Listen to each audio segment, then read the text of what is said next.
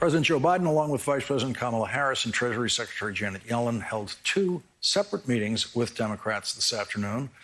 The White House group met with 9 progressive House members, including Congressman Ro Khanna, before meeting with 7 House and Senate moderates, including our next guest, Congresswoman Susan DelBene. Here is what White House Press Secretary Jen Psaki said about why the president held separate meetings.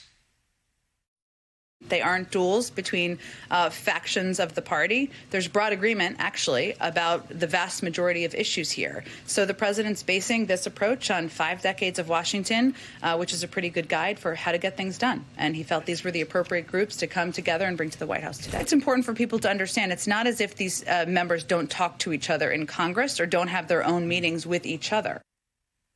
This morning, President Biden met separately with Senators Joe Manchin and Kyrsten Sinema ahead of his meetings this afternoon. When asked about her meeting with President Biden, Senator Sinema replied, quote, "It was good." Joining us now is Democratic Congresswoman Susan DelBene of the state of Washington. She is the chair of the New Democrat Coalition. Thank you very much for joining us tonight.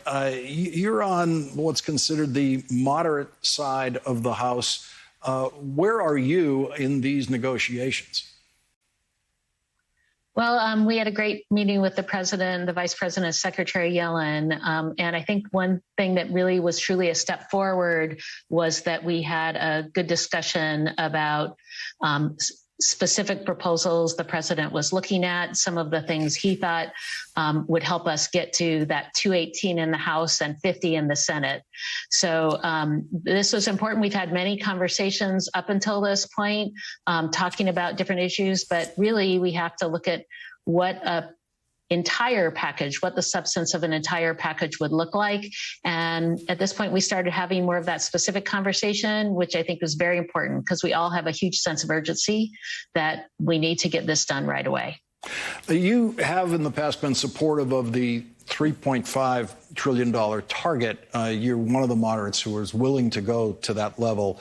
But now, obviously, it's some kind of scaling back discussion. What are the points that you consider most important to preserve? Well, I think there's been a lot of focus on a number, and I think the focus needs to be on the substance of the legislation.